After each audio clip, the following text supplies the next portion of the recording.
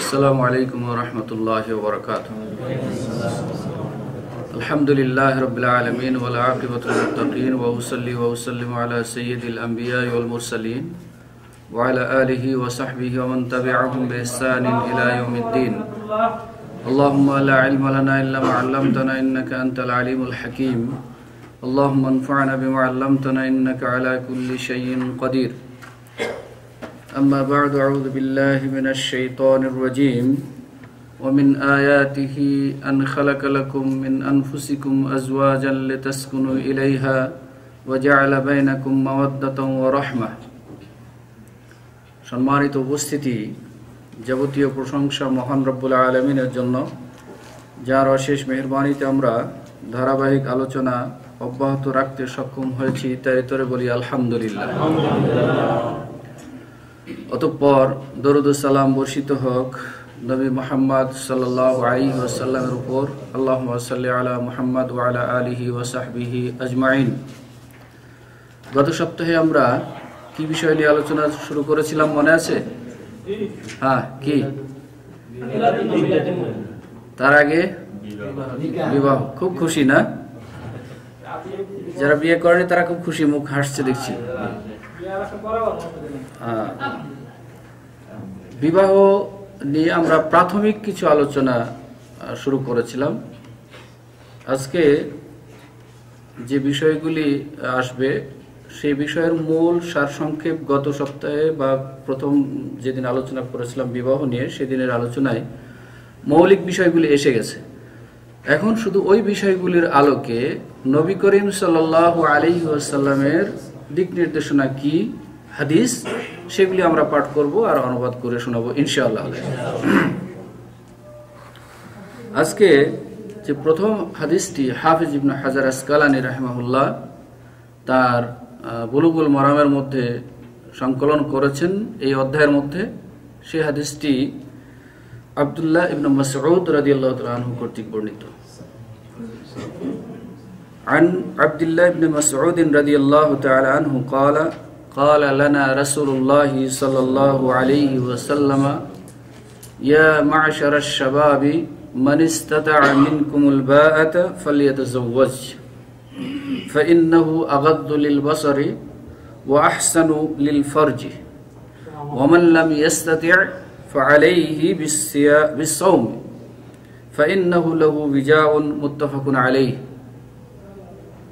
আব্দুল্লাহ ইবনে মাসউদ রাদিয়াল্লাহু তাআলা আনহু কর্তৃক বর্ণিত হাদিস, রাসূল সাল্লাল্লাহু আলাইহি সাল্লাম এর কাছ থেকে বর্ণনা করেছেন। তিনি বলেন যে ক্বালা লানা রাসূলুল্লাহ সাল্লাল্লাহু আলাইহি ওয়াসাল্লাম, আমাদেরকে রাসূল করিম সাল্লাল্লাহু আলাইহি ওয়াসাল্লাম বলেছেন। কি বলেছেন? ইয়া মা'শারাশ শাবাব, হে যুব সমাজ, মান ইসতাতা'a মিনকুমুল বাত, তোমাদের মধ্যে যারা জনক্ষমতার সক্ষম আছে যাদের, তারা যেন বিবাহ করে। কেননা ফাইন্নাহু আগাদ্দু লিল বাসারি, এই বিবাহ মানুষকে চক্ষু নিম্নমুখী রাখে, মানুষের চক্ষু নিম্নমুখী রাখে। ওয়া আহসানু লিল ফারজি, এবং এই বিবাহের কারণে যৌনাঙ্গের সংরক্ষণ হয়, হেফাজত হয়। তবে ওমান লাম ইস্তাতি', যদি কেউ এটিতে সক্ষম না হয়, বিবাহ করতে সক্ষম না হয়, খাদ্যের সচ্ছলতা রয়েছে, অর্থনৈতিক সচ্ছলতা রয়েছে, কিন্তু তার এবং যৌন ক্ষমতাও রয়েছে, কিন্তু তারপরও কোনো কারণে হয়তো বিবাহ করতে সক্ষম হচ্ছে না, সে যেন কি করে? ফাআলাইহি বিসসাওম, সে যেন সিয়াম পালন করে। কেন? ফাইন্নাহু লাহু বিজাউন, এই সিয়ামটি তার জন্য ঢাল স্বরূপ কাজ করবে। হাদিসটি মুত্তাফাকুন আলাইহি তথা ইমাম বুখারী সহিহ বুখারীর মধ্যে উল্লেখ করেছেন এবং ইমাম মুসলিম সহিহ মুসলিমের মধ্যে উল্লেখ করেছেন। হাদিসটি আব্দুল্লাহ ইবনে মাসউদ রাদিয়াল্লাহু তাআলা আনহু কর্তৃক বর্ণিত। এখানে বিবাহের প্রতি উৎসাহিত করা হয়েছে বিশেষ করে যে সমস্ত যুবক যৌবনে ভরপুর, যৌন ক্ষমতা রয়েছে এবং সাথে সাথে মোহনা তথা খাদ্যের সচ্ছলতাও রয়েছে, অভাব অনটন নাই, এই ধরনের যুবকদেরকে উদ্দেশ্য করে নবী করিম সাল্লাল্লাহু আলাইহি ওয়াসাল্লাম বললেন, তোমরা অবশ্যই বিবাহ করবে। ফালইয়াতাজাওয়াজ, এই শব্দটি আমর নির্দেশসূচক শব্দ। তো এই নির্দেশটি কি আসলে ওয়াজিবের অর্থে নাকি মুস্তাহাবের অর্থে ব্যবহার হয়েছে, এটা নিয়ে আলেম ওলামাদের মধ্যে কিছু মতানৈক্য রয়েছে। কিন্তু আমরা সেদিন বলেছিলাম যে বিবাহর বিধান ইসলামী শরীয়তে ফরজ না সুন্নাত না মুস্তাহাব, অবস্থা ভেদে হুকুম ভিন্নতা হবে। যদি এমন কোনো যুবক হয়, 25 বছরের যুবক, সুঠামদের অধিকারী, যৌন কোনো সমস্যা নেই, খাদ্যের তথা অর্থনৈতিক সচ্ছলতা রয়েছে এবং বিবাহ শাদী না করলে যে কোনো মুহূর্তে হারাম কাজে লিপ্ত হয়ে যাবে, তার জন্য ফরজ। এছাড়া বিবাহের বিধান হচ্ছে সুন্নাত। নবী করিম সাল্লাল্লাহু আলাইহি ওয়াসাল্লাম বলেছেন, আন-নিকাহু মিন সুন্নতি ফামান রাগিবা আন সুন্নতি ফালাইসা মিন্নি। নিকাহ হচ্ছে আমার সুন্নাত, অতএব যে ব্যক্তি আমার এই সুন্নাত থেকে বিমুখ হবে সে আমার আদর্শের অন্তর্ভুক্ত নয়। তাহলে ওই হাদিস থেকে স্পষ্টই প্রমাণিত হয় যে বিবাহ মূলত সুন্নাত। এখানে বিবাহের যে বাআত শব্দটি বলা হচ্ছে, বাআত এর অর্থ হচ্ছে, কেউ বলেছেন কুওয়াতুল জিমা, যৌন মিলনের ক্ষমতা, আর কেউ বলেছেন সাধারণ সচ্ছলতা।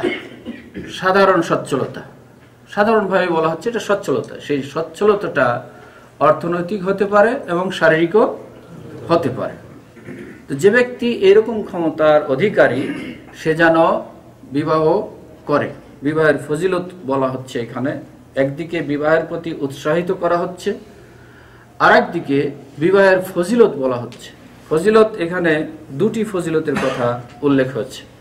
একটি হচ্ছে চক্ষু নমিত থাকবে। যে সমস্ত যুবকরা পূর্ণ বয়সে উপনীত হয়েছে, এখন বিবাহের পূর্ণ বয়স হয়েছে এবং যৌনতা রয়েছে, যৌন ক্ষমতাও রয়েছে, এই অবস্থায় যদি বিবাহিত হয় তাহলে আল্লাহর ফজলত কারণে বৈধ পন্থায় তার ঘরের স্ত্রীর সাথে যৌন সম্ভোগ করার পরে তার যে মনের চেতনা, মনের যে খোরাক, সেটি পূর্ণ হয়ে আসবে, যার ফলে বাইরে ঘোরাফেরার সময় অন্য কোনো নারীর দিকে দৃষ্টি যাবে না, এটাই স্বাভাবিক। যদি কারো ক্ষুধার্ত অবস্থা থাকে আর ওই সময় যদি সামনে কোনো খাদ্য দেখে তাহলে খাদ্যের প্রতি দৃষ্টি যাবে, এটাই স্বাভাবিক, এবং আকর্ষণ হবে, এটাই স্বাভাবিক। কিন্তু যদি ক্ষুধা না থাকে, খাদ্য থাকলেও সেদিকে দৃষ্টি না যাওয়াটাই স্বাভাবিক। ঠিক অনুরূপভাবে বিবাহের অবস্থাটাও এরকম। এই জন্য ফায়দাটি বলা হচ্ছে যে বিবাহ যদি করা হয়, তাহলে তার চক্ষুটা সাধারণভাবে এলোপাথারিভাবে অন্যান্য রাস্তায় চলমান মেয়েদের প্রতি দৃষ্টি যাবে না, বরং ওই অবস্থা থেকে তাকে হেফাজত করবে এই বিবাহের মাধ্যমে। আরেকটি হচ্ছে, যখনই চক্ষু এদিকে ওদিকে না যাবে তখনই এই চোখ দ্বারা যে জেনা হয়, সেই জেনা থেকে চোখকে হেফাজত করা সম্ভব হবে। জেনার যে স্তর, তার মধ্যে একটি হচ্ছে চোখের দৃষ্টি। অতএব চোখের দৃষ্টিকে যখন প্রথমেই বাধা দেওয়া হবে এই বিবাহের কারণে, তখন পরবর্তী ধাপ যে জেনার, সেগুলি থেকে রক্ষা করবে এই বিবাহের মাধ্যমে। এজন্যই বলা হচ্ছে ওয়াহসানু লিল ফরজ। ফরজ তথা যৌনাঙ্গের জন্য এটি হচ্ছে একটি হেফাজতকারী ব্যবস্থা। সুতরাং যে ব্যক্তি বিবাহিত হবে তার যেমন চক্ষু সংরক্ষিত হবে, তেমনিভাবে অবৈধ পন্থায় যৌন আচারে মেলা থেকেও সে নিজেকে হেফাজত করতে পারবে ইনশাল্লাহ। তার মানে কি বিবাহিতরা কেউ জেনা করে না? তাও করে। এটা হচ্ছে খেলাফ, ব্যতিক্রম। নরমালি বিবাহিত নারী এবং পুরুষরা অবৈধ পন্থায় জেনায় লিপ্ত হবে না, এটাই ছিল আসল নিয়ম। কিন্তু শয়তান তো আর বসে নেই, শয়তান তো ঠিক কাজ চালিয়ে যাচ্ছে, এজন্য তাদের দ্বারাও এরকম কাজ হতে পারে। কিন্তু কমনলি রাসূল করিম সাল্লাল্লাহু আলাইহি সাল্লামের এই হাদিসে যেটি বোঝা যায় যে বিবাহের যে মৌলিক একটি ফল বলেছেন সেটি হচ্ছে চক্ষু সংবরণ থাকবে এবং যৌনাঙ্গেরও হেফাজত হবে। তবে যদি কেউ এরকম সামর্থ্য থাকা সত্ত্বেও বিবাহ করতে সক্ষম না হয়, তাহলে তার প্রতিষেধক কি? কিছু একটা ব্যবস্থা তো দেওয়া দরকার। সেটি বললেন নবী করিম সাল্লাল্লাহু আলাইহি সাল্লাম, ফাআলাইহি বিসসাওম। সামর্থ্য আছে, যৌন সামর্থ্য আছে এবং অর্থনৈতিক সচ্ছলতাও রয়েছে, কিন্তু কোনো কারণে হয়তো বিবাহ করতে পারছে না, এখনো সম্ভব হয়ে উঠছে না, আজ করি কাল করি এই করতে করতে হচ্ছে না। তাহলে তার করণীয় কি? যেহেতু বোঝা গেল বিবাহের কারণে চক্ষু অবনমিত থাকে এবং যৌনাঙ্গের হেফাজত থাকে, তাহলে বিবাহ না করলে এটা এর বিপরীতে যেতে পারে। এই বিপরীতে যেন না যায় সেজন্য নবী করিম সাল্লাল্লাহু আলাইহি ওয়াসাল্লাম একটা দাওয়া দিলেন, ঔষধ দিলেন, প্রতিষেধক দিলেন, সেটি হলো সিয়াম। যতদিন তুমি এই অবস্থায় আছো, বিবাহ করতে সক্ষম হচ্ছ না, ততদিন তুমি কি করো? রোজা রাখো। রোজা রাখলে কি হবে? ফাইন্নাহু লাহু বিজাউন, এটি তোমার জন্য একটি ঢাল স্বরূপ।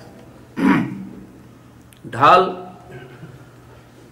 প্রতিপক্ষের আঘাত থেকে নিজেকে রক্ষা করার জন্য যে মাধ্যমটি ব্যবহার করা হয় সেটি হচ্ছে ঢাল, যা আজকে আমরা দৈনন্দিন টিভির পর্দায় দেখতে পাচ্ছি। পুলিশ নিজেকে রক্ষা করার জন্য ঢাল ব্যবহার করছে। উচিত ছিল অন্যরা ঢাল ব্যবহার করবে, পুলিশ রক্ষা করবে তাদেরকে, কিন্তু এখন উল্টা হয়েছে দেশের গতি। তো যাই হোক, যেই যুবকটি সক্ষম সচ্ছল কিন্তু কোনো কারণে বিবাহ করতে পারছে না, এর গতি যেত কোন দিকে? খারাপ দিকে। সেই খারাপ দিকে যেন গতি না যায়, সেই বাধা দিবে কিসে? সিয়াম। তাহলে তাকে সিয়াম অবশ্যই পালন করতে হবে। সিয়ামে বাধা দিবে, আর অন্য কোনো কারণ বললেন না, অন্য কোনো উপায় বললেন না, একটা সিয়ামের কথা বললেন কেন?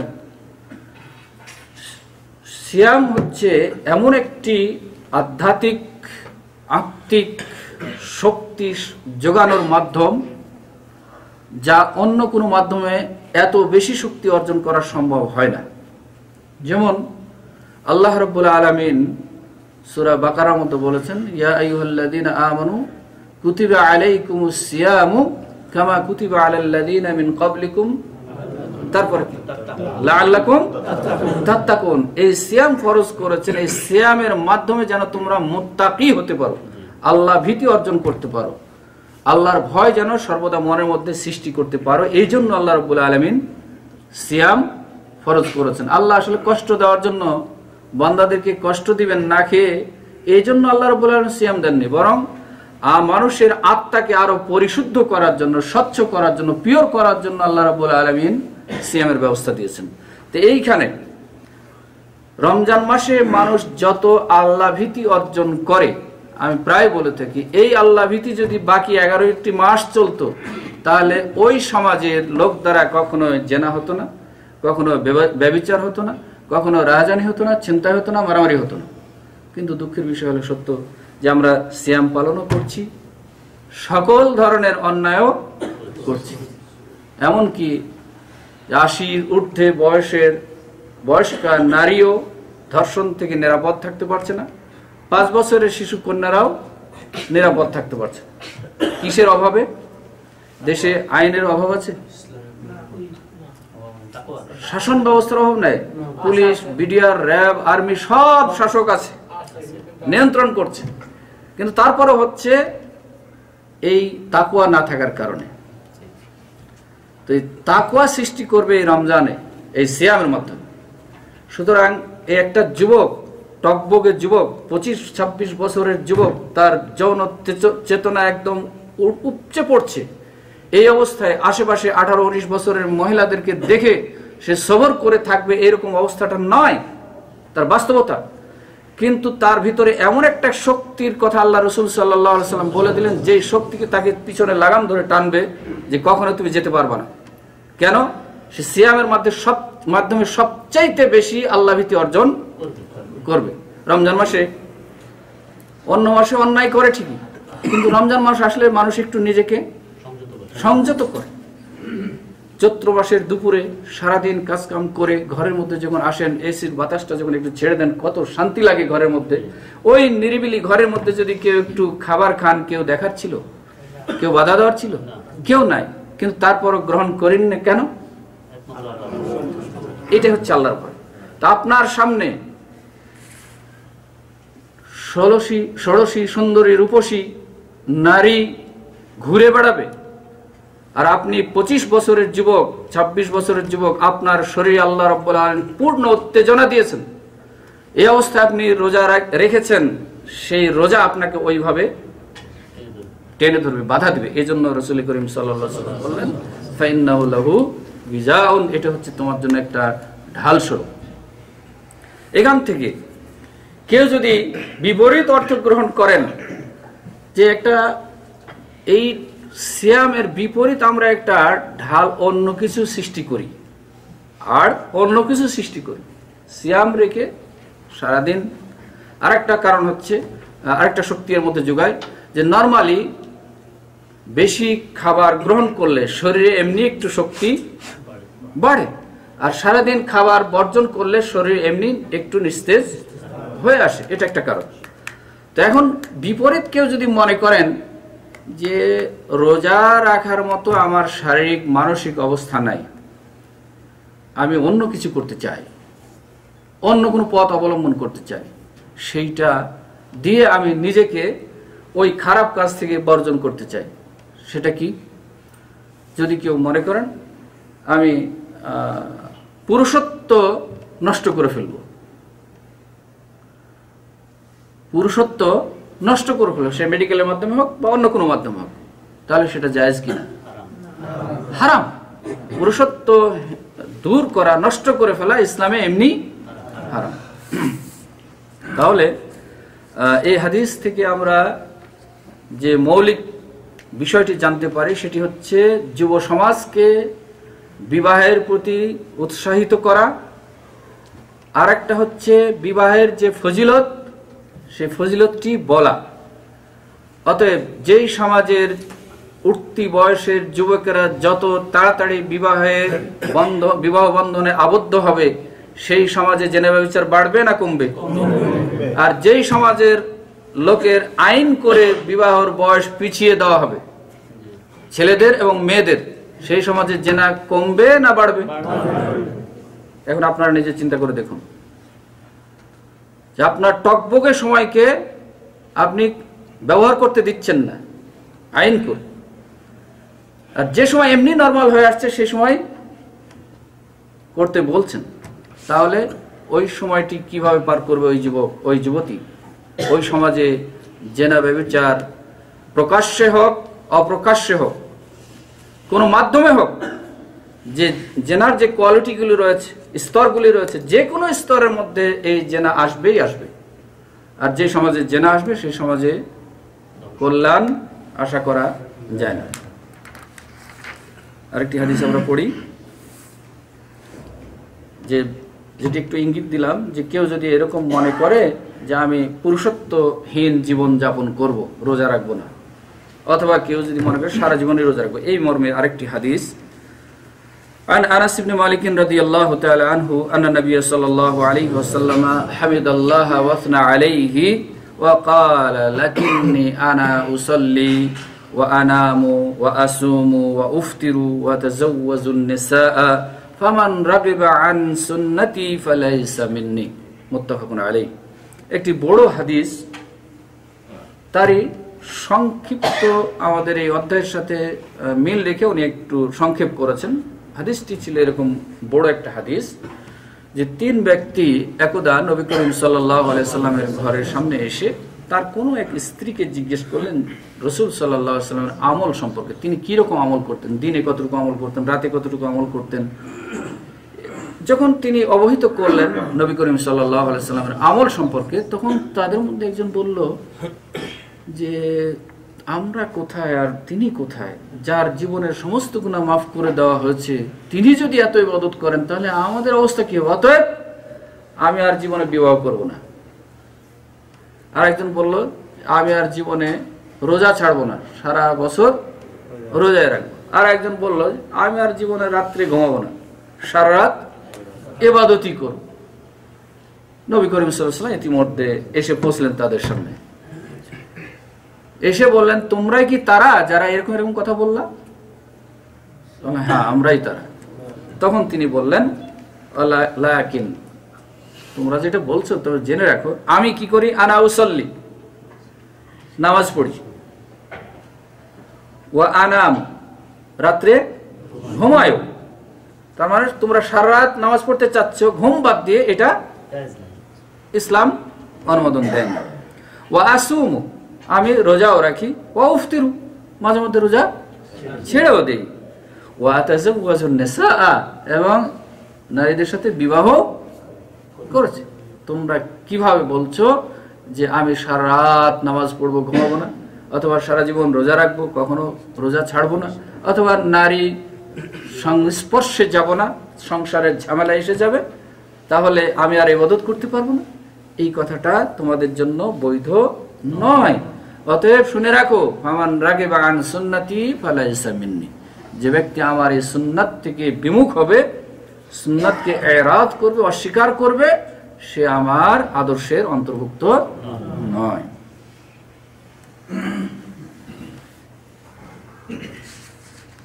আরেকটি হাদিস, وعنه অর্থাৎ আনাস ইবনে মালিক রাদিয়াল্লাহু তাআলা আনহু قال كان رسول الله صلى الله عليه وسلم يأمرنا بالباءة وينهى عن التبتل نهيا شديدا ويقول تزوجوا الولود الودود فإني مكاثر بكم الأنبياء يوم القيامة رواه أحمد وصححه ابن حبان।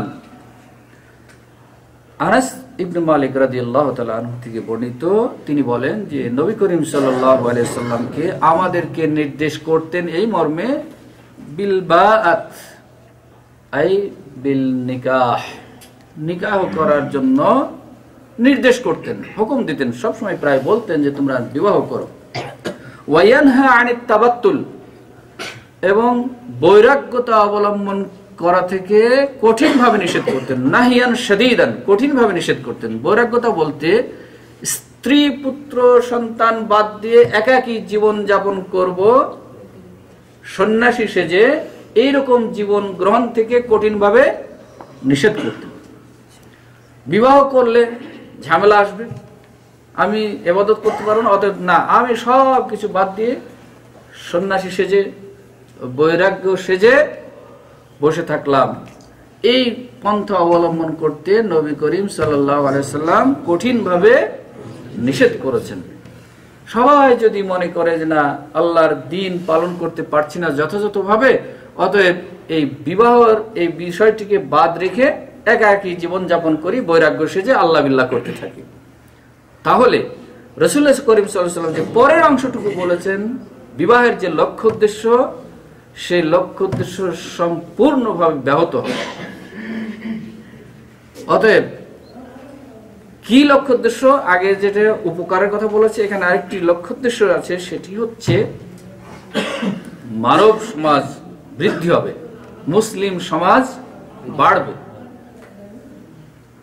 এখানে তাই বললেন ওয়ায়াকুলু তাযাওয়াজুল ওয়ালুদাল ওয়াদুদা, তোমরা এই বৈরাগ্যতা অবলম্বন করো না, বরং বিবাহ করো। কাদেরকে বিবাহ করবে, কোন কোয়ালিটির মেয়েদের বিবাহ করবে? এখানে দুটি কোয়ালিটির কথা বলেছেন। একটা হচ্ছে আল ওয়ালুদ, যেই পরিবারের মেয়েরা অধিক সন্তান দেয়, যেই পরিবারের মেয়েরা অধিক সন্তান দেয়, এরকম মেয়েকে বিবাহ করো।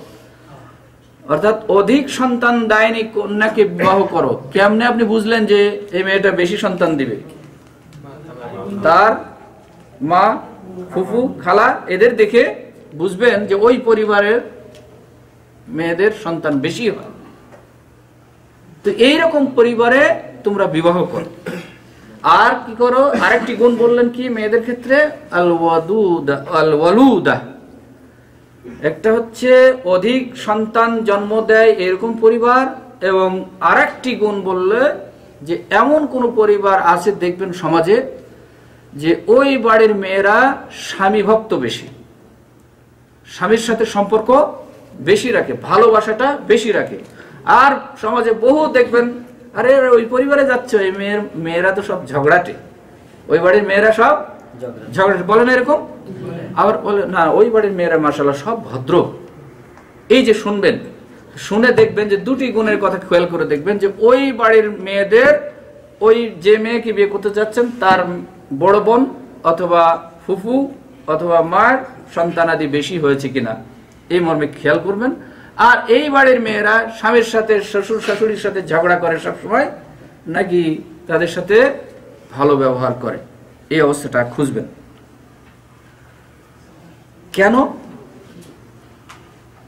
রাসূল করিম সাল্লাল্লাহু আলাইহি ওয়াসাল্লাম আরেকটি কারণ বললেন, এই কারণে তোমরা এইটি খুঁজবা যে আমি কিয়ামতের দিন আমার উম্মতের সংখ্যা আধিক্য নিয়ে আমি অন্যান্য নবীদের সামনে গর্ব করতে পারবো যে দেখো আমার উম্মত কত বেশি। আমরা সত্যিকার অর্থে এইখানে নবী করিম সাল্লাল্লাহু আলাইহি সাল্লামের এই সুন্নাতের সাথে স্পষ্ট বৈপরীত্য অবলম্বন করছি, এবং স্পষ্টভাবে মনে হয় যেন তার সাথে যুদ্ধ ঘোষণা করেই চলছি যে নবী করিম সাল্লাল্লাহু আলাইহি সাল্লাম উম্মতের সংখ্যা নিয়ে গর্ব করবে, এটা আমরা হতেই দেব না, নাউজুবিল্লাহ। ফলে হচ্ছে কি, আমরা খুঁজছি সেই ধরনের পরিবারের মেয়ে যেই পরিবার পরিকল্পিত পরিবার, নাকি তথাকথিত পরিকল্পিত পরিবার। আসলে পরিকল্পিতভাবে পরিবার গঠন তো ইসলামে নাজায়েজ নয়। আপনি পরিকল্পিতভাবে পরিবার গঠন করবেন, সুসজ্জিত পরিবার হবে, আদর্শ পরিবার হবে, এটা তো অবশ্যই ইসলাম বলে। কিন্তু সীমিতকরণ পরিবার ইসলাম সমর্থন করে না। তো আজকে আমরা খুঁজছি যেই পরিবারের সন্তানাদি কম, মাল পাবো বেশি, এই পরিবারের বিবাহের জন্য খুঁজছি, ঘটকদেরকে এইভাবে লাগিয়ে দিচ্ছি যে আমার ছেলের বিয়ে করাইতে হবে, অতএব এমন পরিবার দেখো যেই পরিবারে ছোট না, মানে সদস্য সংখ্যা ছোট আর মালের সংখ্যা বেশি, এই পরিবার খুঁজে। আর নবী করিম সাল্লাল্লাহু আলাইহি সাল্লাম বললেন মাল থাকলে ভালো আলহামদুলিল্লাহ, না থাকলে অন্য গুণটা দেখতে হবে। আমরা এর সাথে সম্পূর্ণ খেলাফ করে চলছি। তাহলে আর মাল থাকলে ওই বেটি ঝগড়াটে হোক আর আমার সাথে রাত দিন বকাবকি করবো, অসুবিধা নাই, টিয়া চাই, হ্যাঁ। তো সেইটা নবী করিম সাল্লাল্লাহু আলাইহি সাল্লাম নিষেধ করলেন, বরং বললেন যেই পরিবারের মেয়েদের অধিক সন্তান দেওয়া অভ্যাস আছে সেই পরিবারে বিয়ে করো, এবং যেই পরিবারের মেয়েরা স্বামী ভক্ত, স্বামীদের শ্রদ্ধা করে, ভালোবাসে, সন্তানদের ভালোবাসে। অনেক আছে স্বামীকে ভালোবাসে কিন্তু সন্তানাদি হোক বেশি, এটা ভালোবাসে না, এর তোমার ঝামেলা, শুধু তোমার ছেলে মেয়ে নিয়ে আমার জীবন কেটে গেল, নষ্ট হয়ে গেল, এটা নয়। তাহলে বেশি পরিবার সংখ্যা, সদস্য সংখ্যা বেশি হবে, এতে আমাদের বাহ্যিক দৃষ্টিতে মনে করছি হয়তো লস হচ্ছে, কিন্তু প্রকৃতপক্ষে আমরা উন্নয়নকে ঠেকিয়ে রাখছি। খুব খেয়াল করে দেখলে, যার ফলে আমাদের বিগত একজন সেনাপ্রধান বলেছিলেন 15 কোটি মানুষের 30 কোটি হাত যদি একযোগে কাজ করে তাহলে দেশের উন্নয়ন হবেই হবে। কিন্তু আমরা হাতকে গুটিয়ে নিয়ে আসতে চেষ্টা করছি। আগে ছিল ছেলে হোক মেয়ে হোক দুটি সন্তানই, এখন কি হচ্ছে, একটি হলে আরেকটি নয়, একটি হলে আরেকটি নয়, স্লোগান পরিবর্তন হচ্ছে। জি, সুতরাং ডক্টর জাকির নায়েক বলেছিলেন যে আমার বাবা যদি এই সিস্টেম অবলম্বন করতেন তাহলে আমি আজকে ডক্টর জাকির নায়েক আপনাদের সামনে এই দাওয়াতি কাজ করতে পারতাম না। তো সুতরাং কোনটা অবলম্বন করবেন? যারা বুড়ো বয়স্ক তারা মনে হচ্ছে সুযোগ থাকলে আরেকটা করতাম ওই পরিবারে গিয়ে। হ্যাঁ, আর যারা এখনো করেনি তারা মিসকি মিসকি হাসছে, কোনটাই করি দ্বিধাদ্বন্দ্বে পড়লাম, যে এতদিন তো ছিলাম এরকম মানসিকতা, এখন তো আলামিন আবার হাসছে যে বিয়ে কোনটা করি। হ্যাঁ, মনের মধ্যে লড়াই সৃষ্টি করতে হবে যে আমার দুনিয়ার প্রাধান্য নয়, বরং সুন্নাতের প্রাধান্য দিলে আল্লাহ দুনিয়াতেও উন্নতি দিবেন ইনশাআল্লাহ। কারণ সকল প্রকার উন্নয়ন ও সুখ রয়েছে ইসলামের মধ্যে, আল্লাহ রাসূলের সুন্নাতের মধ্যে। সুতরাং আমরা চেষ্টা করব ইনশাআল্লাহ আজিজ এইভাবে রাসূল করিম সাল্লাল্লাহু আলাইহি ওয়াসাল্লামের হাদিসকে অনুসরণ করার জন্য। আরেকটি হাদিস পড়ি আমরা। وعن أبي هريرة رضي الله تعالى عنه عن النبي صلى الله عليه وسلم قال تنكح المرأة لأربع لمالها ولحسبها ولجمالها ولدينها فاظفر بذات الدين تربت يدك متفق عليه। আবু হুরায়রা রাদিয়াল্লাহু তাআলা আনহু বিশিষ্ট সাহাবী, তিনি বলেছেন নবী করিম সাল্লাল্লাহু আলাইহি সাল্লামের কাছ থেকে উনি বর্ণনা করেছেন যে নবী সাল্লাল্লাহু আলাইহি সাল্লাম বলেন, সাধারণত মেয়েদেরকে বিবাহ করার ক্ষেত্রে চারটি বৈশিষ্ট্য দেখা হয়ে থাকে। তুনকাহুল মারআতু লিআরবাইন, চারটি গুণ দেখে মেয়েদেরকে বিবাহ করা হয়ে থাকে বা দেওয়া হয়ে থাকে। একটা হচ্ছে লিমা আলিহা, ওই নারীর সম্পদ আছে কিনা এটা দেখা হয়। ওলি হাসাবিহা, বংশমর্যাদা আছে কিনা এটা দেখা হয়। ওলি জামা আলিহা, সৌন্দর্য আছে কিনা, রূপ আছে কিনা। তারপরে দেখা হয় ওলি দীনিহা, এবং তার দিন, ধর্মীয় অনুভূতি, ধর্মীয় অনুশীলন আছে কিনা দেখা হয়। এই চারটি বিষয় দেখে নরমালি মানুষ বিয়ে শাদী করে। যে কোয়ালিটিরই হোক, যে পরিবেশেরই হোক, যে স্তরের হোক, যে পেশারই হোক, যখন সে নারী হোক, মুসলিম হোক বা অমুসলিম হোক, নরমালি এই চারটি বিষয়গুলি খুঁজে থাকে। তাহলে প্রথম খুঁজে মাল, তারপরে খুঁজে বংশ, যে এক নামে চিনবে যে অমক সন্ত্রাসীর ভাতিজি আমার বউ। হ্যাঁ, ভয়ে বেশি কথা বলো না, কিন্তু আমার চাচা শ্বশুর কিন্তু হ্যাঁ খবর আছে, এটা খুঁজে হয়, বংশ খুঁজে হয়। বংশ বলতে এখন এটা বুঝাচ্ছি আমরা, মানে বুঝছি আমরা এটা। তারপরে কি করা হয় বলে জামালেহা, সৌন্দর্য। আর লাস্ট দেখা হয় দিন। এই ব্যাপারে রাসূল সাল্লাল্লাহু আলাইহি ওয়াসাল্লাম বললেন, ফাজফার বিযাতিদ দ্বীন, তুমি দিনদার মহিলাকে প্রাধান্য দাও। তারিবাত ইয়াদাক, তারিবাত ইয়াদাক, তোমার হাত ধুলুণ্ঠিত হোক, তোমার হাত ধুলুণ্ঠিত হোক। এটা কি আসলে বদদোয়া হিসাবে করেছেন নাকি সতর্ক থাকার জন্য বলেছেন, এই নিয়ে কিছুটা মতনা করেছে।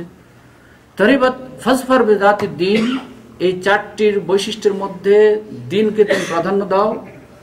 যদি প্রাধান্য না দাও তাহলে তোমার হাত ধুলুণ্ঠিত হোক, অর্থাৎ তুমি অবমানিত হবে, তুমি উন্নয়নের পথ থেকে সরে আসবে। এটা বদদোয়া নাকি এই নিয়ে একটু মতভেদ করে এসেছে। কেউ বলছেন আসলে রাসূল সাল্লাল্লাহু আলাইহি ওয়াসাল্লাম বদদোয়া করেন নাই, বরং এটা থেকে সতর্ক থাকার জন্য বলেছেন। দিনকে প্রাধান্য না দিয়ে অন্যগুলিকে প্রাধান্য দেওয়ার ক্ষেত্রে যারা অবলম্বন করবে তাদের ব্যাপারে বলছেন তোমরা এই কাজটা করো না, সতর্ক করার জন্য। এখন আসেন, আপনি বিবাহ করতে চাচ্ছেন, এই চারটি গুণ দেখবেন। চারটি যদি পেয়ে যান আলহামদুলিল্লাহ, নাকি অসুবিধা আছে? ইসলাম কি মাল নিতে মানা করেছে? বংশের মর্যাদা নিতে মানা করেছে? সৌন্দর্য মানা করেছে? মানা করেনি কোনোটাই। সুতরাং চারটি যদি বিদ্যমান থাকে তাহলে তিনি সৌভাগ্যবান, পেয়ে যাবেন ইনশাআল্লাহ। আর চারটির মধ্যে যদি কোনোটি না থাকে কিন্তু খুঁজে দেখা গেল দিন আছে, তাহলে সেটাকেই প্রাধান্য দিতে হবে। তবে এখানে একটু কৌশল আছে।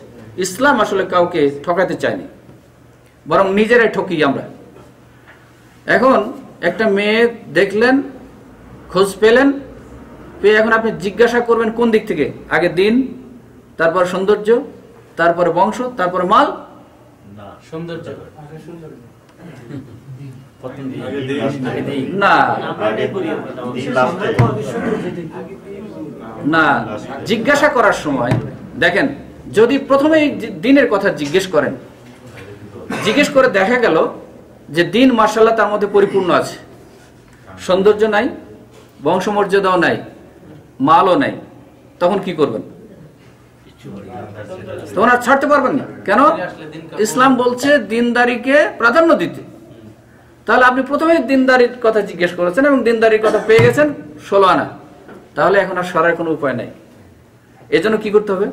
এই ফর্মুলা অনুযায়ী আগে মাল আছে না জিজ্ঞেস করেন, ঠিক আছে, বংশ পরিচয় ভালো, তারপরে সৌন্দর্য কেমন, তারপরে বলেন দিনের কথা। আগের গুলো যদি মিল হয় আপনার সাথে, আপনার মনের সাথে, যে মালও আছে, বংশও ভালো, সৌন্দর্যও ভালো, তাহলে পরেরটা গান। আর যদি এগুলো তিনটার মধ্যে একমত হতে না পারেন, তাহলে ওইটাই আর যাইন না, যদি আপনার মন না বলে। হ্যাঁ, আর যদি প্রথমেই দিনের কথা জিজ্ঞেস করেন এবং দিন পরিপূর্ণ মাত্রায় পেয়ে যান, অন্যগুলি কিছুই না থাকে, তাহলে আপনার মনটা একটু খুদ সৌন্দর্য নাই রে ভাই, এমনই মেয়ে বিয়ে করলাম, বন্ধুর সামনে নিয়েই যাওয়া যায় না। বন্ধুর সামনে নিয়ে যাওয়া যায় না, না যায় বলে এমনি তো না যায়, তারপরেও সৌন্দর্য নয় দেখে আমি আর কারোর কাছে নিয়ে যেতে পারি না, অতএব আপনার মনে ক্ষোভ থেকে যাবে। তবে হ্যাঁ, সেখানে যদি ইমানি শক্তিশালী হয়, তাহলে বলে সৌন্দর্যের কি দরকার, দিন আছে যথেষ্ট। তবে মনে রাখবেন, সৌন্দর্য দুই ধরনের।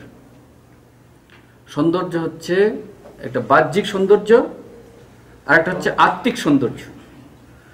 বহু রূপসী মেয়ে যাদের চামড়া সুন্দর কিন্তু ভিতর কলুষিত, এই সৌন্দর্য দিয়ে আপনার চোখ ঝলসাইতে পারে কিন্তু মন কখনোই ঝলসাবে না। আত্মিক সৌন্দর্য যদি থাকে, চারিত্রিক গুণাবলী যদি থাকে, চারিত্রিক সৌন্দর্যটাই হচ্ছে আসল সৌন্দর্য। এই চারিত্রিক সৌন্দর্য মণ্ডিত যদি কোনো মহিলা থাকে, সেই পরিবারে আপনার মন, মগজ, চোখ সব জোড়াবে। আর যদি শুধু বাহ্যিক সৌন্দর্য হয়, তাহলে শুধু চোখ জোড়াবে সাময়িক কালের জন্য, তাও একটু বয়স হলে শেষ হয়ে যেতে পারে। কিন্তু আত্মিক সৌন্দর্য আল্লাহ চাহে তো আমরণ থাকবে। আর আত্মিক সৌন্দর্য যার আছে, তিনি হচ্ছেন আসল সৌন্দর্যের অধিকারী। সুতরাং সৌন্দর্য দেখা বিবেচনা করার ক্ষেত্রেও আমরা এটা যেন ভুল না করি। সৌন্দর্য বলতে শুধু রূপের সৌন্দর্য নয়, বরং গুণের সৌন্দর্যের কথাও চিন্তা করে দেখব ইনশাআল্লাহ। আজকে এ পর্যন্ত থাক। আমরা আজকে একটু আনন্দিত বোধ করছি। সুবহানাকাল্লাহুম্মা ওয়া বিহামদিকা আশহাদু আল্লা ইলাহা ইল্লা আনতা আস্তাগফিরুকা ওয়া আতুবু ইলাইক। আজকে আমরা একটু আনন্দিত বোধ করছি যে আমরা একজন আমাদের সামনে হঠাৎ করেই এমন এক ব্যক্তিত্বকে পেয়েছি। আমি বিভিন্ন সময় তার কথা শুনেছি, বিভিন্ন মাধ্যমে আমরা জেনেছি, কিন্তু চোখে দেখার সুযোগ হয়নি। আজকে ওনাকে আমরা সামনে পেয়েছি। আমি ওনার কাছ থেকে কিছু কথা শুনবো। উনি খুব সতর্কতার সাথে, আমি মনে করি, কোরআন এবং সুন্নাহর আলোকে মানুষের কাছে দাওয়াত পৌঁছানোর জন্য অব্যাহত চেষ্টা রেখেছেন। বিভিন্নভাবে আলেম ওলামাদেরকে নিয়ে দর্সের ব্যবস্থা করছেন, শিক্ষার ব্যবস্থা করছেন, প্রাতিষ্ঠানিক রূপ দেওয়ার চিন্তা করছেন। তো আমি তাকে কিছু বলার জন্য অনুরোধ করব। জনাব ইঞ্জিনিয়ার এনামুল হক সাহেব, উনি সম্ভবত মেরিন ইঞ্জিনিয়ার ছিলেন। তাতে আমি মনে করি যে উনি বিশ্বের বহু দেশ ঘুরেছেন, বহু অভিজ্ঞতা তার রয়েছে। তিনি ICD, institute of community develop, ICD একটা সংস্থা করেছেন, তার চেয়ারম্যান। উনি ঢাকা মোহাম্মদপুর এলাকায় এই কার্যক্রম চালাচ্ছেন। মূলত উনি সিলেটের অধিবাসী, আর এখানে এসেছেন, সৌদি আরবে মেয়ে জামাই থাকেন, তাদের কাছে ভিজিটে এসেছেন। সেই সুযোগে উনি রিয়াদে এসেছেন। আমি আপনাদের সামনে তাকে হাজির করার জন্য চেষ্টা করছি। জনাব ইঞ্জিনিয়ার এনামুল হক সাহেব তার মূল্যবান অভিজ্ঞতা আমাদের সামনে পেশ করার জন্য আমি অনুরোধ করছি।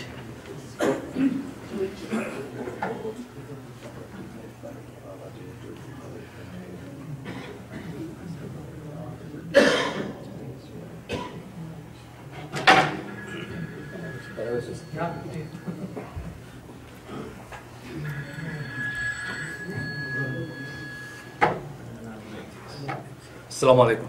ওয়ালাইকুম আসসালাম ওয়া রাহমাতুল্লাহি ওয়া বারাকাতুহু।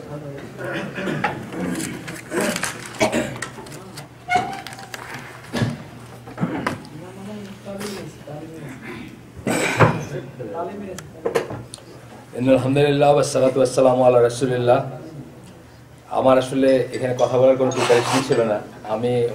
উনি আমার সাথে ব্যক্তিগতভাবে পরিচিত, জুনায়েদ ভাই আমাদের ঢাকায় আইসিটির সূচনা লগ্ন থেকে ওনার সাথে আমরা পরিচিত। সেই হিসাবে ওনার পার্সোনালি ওনার সাথে দেখা করতে আসছি আমি। তো যাই হোক, বিশাল একটা সমাবেশ আমি মনে করি। আমার খুব একটা অভিজ্ঞতা নাই সৌদি আরবে যারা থাকেন তাদের ভিতরে কী ধরনের দাওয়ার কাজ হয়। কিছু কিছু মানুষকে আমি চিনি, আব্দুল নূর সাহেবকে সাথে ওনার সাথে আমার পরিচয় হয়েছে, বা আব্দুল্লাহ কাফি ওনাকে আমি চিনি, বা আরও কিছু মানুষকে অন্যভাবে চিনি, কিন্তু কোনো দাওয়া অ্যাক্টিভিটি আমি কখনো দেখি নাই, বা কোনো সমাবেশে বা কোনো দার্সে আমি কখনো ছিলাম না, আজকেই প্রথম। তো আমার অভিজ্ঞতা ওনারা শেয়ার করতে বলছেন। আমি আসলে জাহাজে চাকরি করতাম, বা সিঙ্গাপুরের গভর্নমেন্ট কোম্পানিতে আমি শেষ 15 বছর জীবনের চাকরি করছি। চিফ ইঞ্জিনিয়ার ছিলাম সেখানে, ম্যারিন ইঞ্জিনিয়ার। তারপরে 2005 সালে আমি ছেড়ে দিই জাহাজ। আমার চাকরি এখনও আছে, এখনও পর্যন্ত চাকরির বয়স আছে, কিন্তু আমি আর আল্লাহ আমাকে মানে এনাফ যেটাকে বলে, মানে আল্লাহ পর্যাপ্ত দিচ্ছেন আলহামদুলিল্লাহ। তো আমি মনে করলাম যে কিছু করা যায় কিনা এই লাইনে, বা আল্লাহর দিনের দিকে মানুষকে ডাকা যায় কিনা। সেই হিসাবে 2007 সালে আমরা একটা রেজিস্টার্ড সংস্থাই করি, ইনস্টিটিউট ফর কমিউনিটি ডেভেলপমেন্ট, ঢাকায়। ওইটা করার পরে প্রথমে আপনারা তো জানেন শহীদুল্লাহ খান মাদানী উনি আমাদের প্রথম টিচার ছিলেন। ওনার সাথে আমরা দার্স এরকম আপনাদের মতো সপ্তাহে একদিন বসতাম বা করতাম। তারপরে ওইটাকে কেন্দ্র করে একটা স্কুল গড়ে ওঠে ওখানে। স্কুলটার নাম স্কুল ফর কমিউনিটি ডেভেলপমেন্ট, ইসলামী শিক্ষা দীক্ষায় বাচ্চাদের যাতে আমরা তারবিয়াত দিতে পারি সেই হিসাবে সেই স্কুলটা। তারপরে একে একে ওইখানে doctor Saifullah, doctor Majidullahi, doctor Abu Bakar Zakaria, এনারা তিনজনই মদিনা ইউনিভার্সিটি পিএইচডি। ওনারা আমাদের ক্লাস নেন, ওখানে দার্স নেন এবং বিভিন্ন বিষয় নেন। আকরামুজ্জামান বিন আব্দুল সালাম, যিনি ওনারও পরিচিত বা খুব ক্লোজ, একই জায়গায় ওনারা পড়াশোনা করছেন। তো এইভাবে একটা চেষ্টা আমরা করতেছি গত অনেকদিন ধরে। আগাচ্ছে না যে তা না, একটু একটু করে আগাচ্ছে, কিন্তু আমাদের দেশে আমাদের অনেক রকমেরই আছে। এখানে এই যে এতগুলো লোক আপনারা বসছেন, কোনো প্রশ্ন জিজ্ঞেস করবে না, কিন্তু আমার দেশে এরকম একটা সমাবেশ করার আগে 3বার চিন্তা করতে হয়, সন্ত্রাসী বা অন্য একটা কিছু বলে কেউ লাগাই দেয় কিনা, পুলিশ এসে করে কিনা, অনেক ধরনের চিন্তা আছে। তারপরে আলহামদুলিল্লাহ আমাদের কোনো সমস্যা হয় নাই কোনোদিন। 2007 থেকে নিয়ে এই পর্যন্ত আমরা একটু একটু করে যাচ্ছে। স্কুলও আমাদের একটা শাখা এতদিন ছিল মাহমুদপুরে, আমরা শান্তিনগরে আরেকটা শাখা এই বছর থেকে শুরু করতেছি ইনশাল্লাহ। এর বাইরে আমার বাড়ি সিলেটেও আমাদের কিছু এখানে সিলেটে আছেন নাকি কেউ? একজন আরো আছে মনে হয়। সিলেটে কি একজন এখানে? বাহ, আমার সিলেটের বাইরে আসে ছেড়ে দিচ্ছে অন্য ক্লাসে আসে। আচ্ছা, কোথায় বাড়ি আপনার? আচ্ছা, তো সিলেটে আমরা একটা মাদ্রাসা একটু দেখাশোনা করি আপনার সিলেট টাউনে। আর এছাড়া সিলেটের খবর যারা রাখেন, ইসিএস বলে একটা সংস্থা আছে, এডুকেশন সেন্টার সিলেট, ওটা চালান আব্দুল সবুর চৌধুরী বলে একজন ভাই। ওরা সিলেটের সমস্ত দাওয়াতি কাজগুলোকে কোঅর্ডিনেট করে। ওখানে আমরা মাঝে মাঝে যাই এবং ওখানে আমরা বক্তব্য রাখি বা আমরা কথা বলি। ওনার সাথে যদি কেউ করেন আমাদের কর্মকাণ্ড। এটা সিলেটের ইসিএস হচ্ছে অনেক জায়গায় প্রোগ্রাম করে। একটা হচ্ছে আপনার মীরের ময়দান বলে টাউনে, আর একটা হচ্ছে শহীদ বাজার, এইসব জায়গাগুলোতে করে আর কি ওনারা কাজ।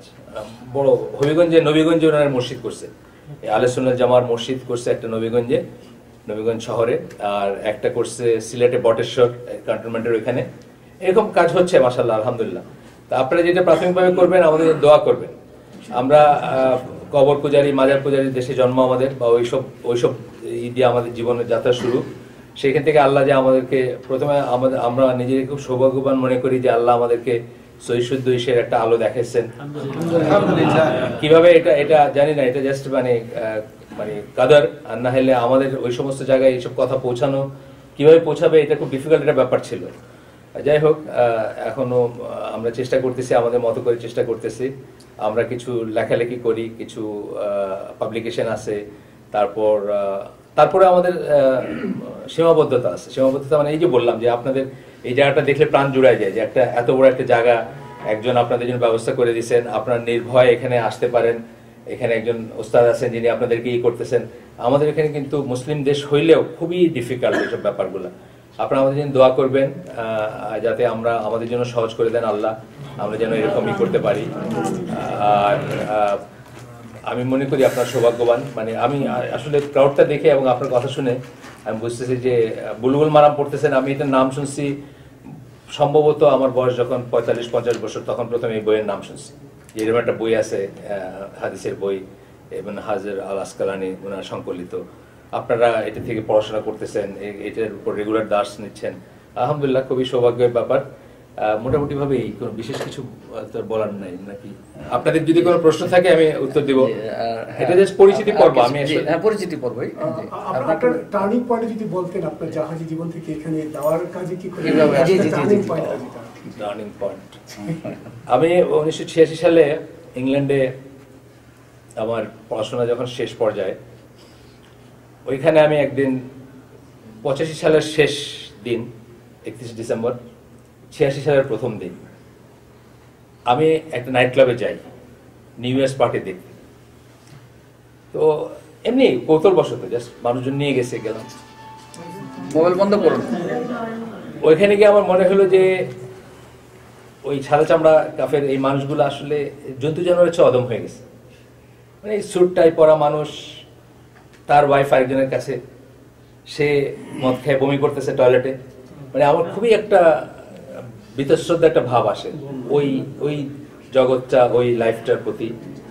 এবং আমার একটা চিন্তা আসে ভিতরে যে যা চলতেছে এগুলা মানে কেন করতেছে মানুষ, এই যে মিনিংলেস জিনিসগুলা। আসলে কি জীবনের উদ্দেশ্য কি? আমাদের জীবনের উদ্দেশ্য কি? আমরা কেন আসছি? নাকি এরকম জাস্ট জন্তু জানোয়ারের মতো একটা জীবন যাপন করার জন্য? এইটা একটা টার্নিং পয়েন্ট বলতে পারেন।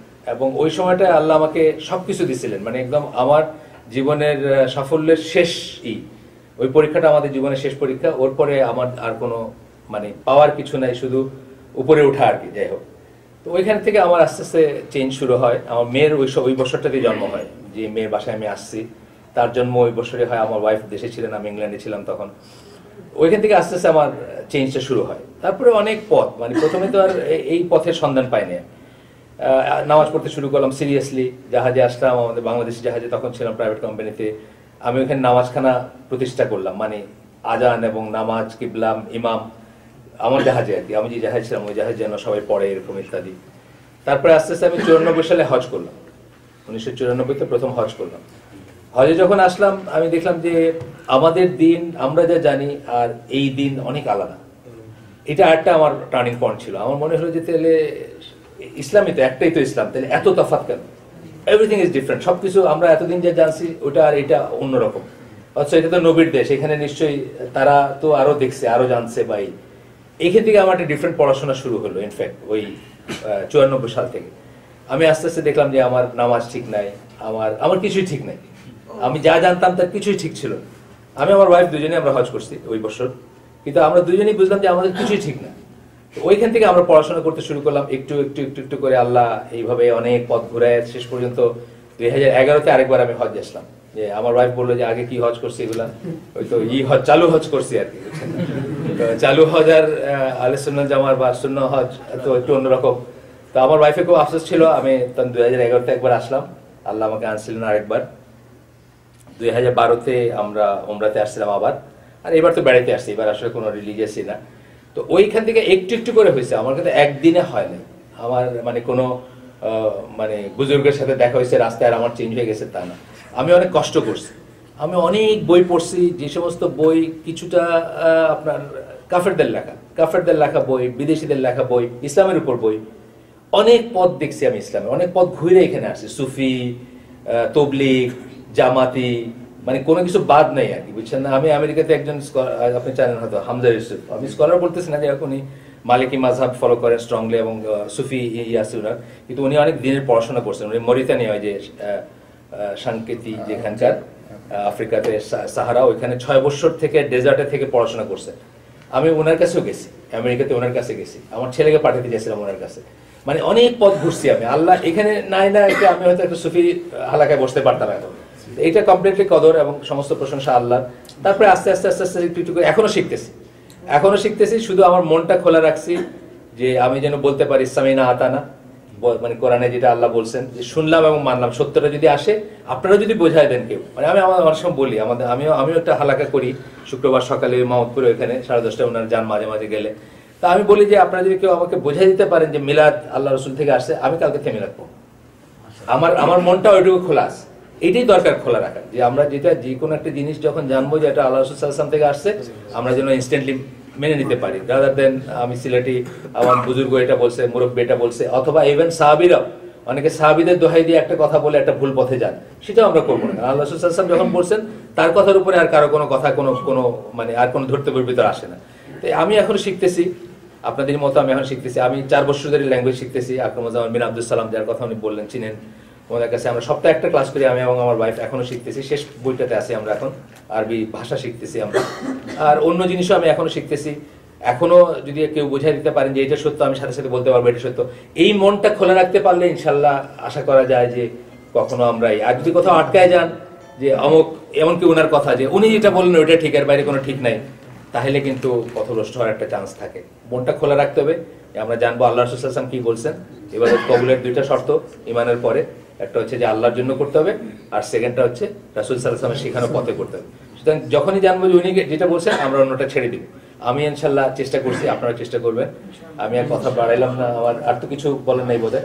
সুবহানাকাল্লাহু ওয়া বিহামদিকা আশহাদু আল্লা ইলাহা ইল্লা আনতা আস্তাগফিরুকা ওয়া আতুবু ইলাইক।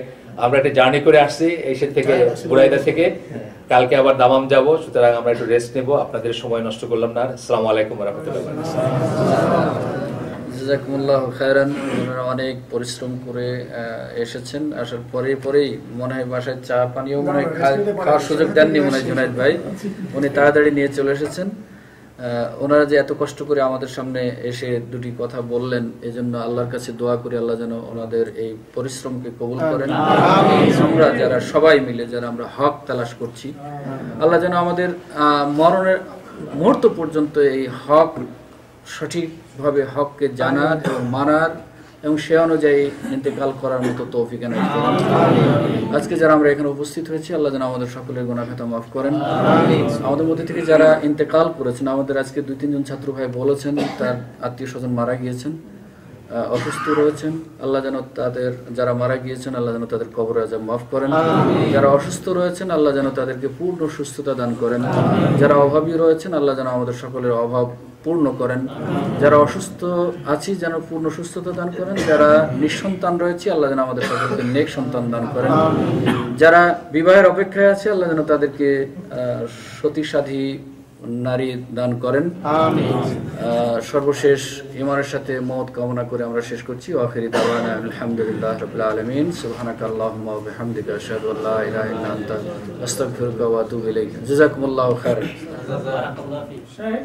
আগামী সপ্তাহে ক্লাস শুরু করে আমাদের গাড়ি বলতেছে আগামী সপ্তাহে আমাদের যাবে না, এই ব্যাপারে কোনো সিদ্ধান্ত আছে আপনাদের? আসলে আদিল আমাদের যে নিয়ে আসে আপনাদেরকে, সে অনেকদিন থেকে আমার কাছে বারবার ছুটি যাচ্ছে, তোমার কারণে আমি দেশে যেতে পারছি না, আমি 1 সপ্তাহের জন্য যাব। তো সে ওই দিনে রিকোয়েস্ট করেছে, আমি বলেছিলাম যে পরের দিন যাও, তো বলছেন না আমি ওই দিনেই যাব, অর্থাৎ আগামী বুধবারে সে দেশে যেতে চাচ্ছে। এখন যদি আপনারা কষ্ট করে আসেন তাহলে আমি দর্শ চালাবো ইনশাল্লাহ।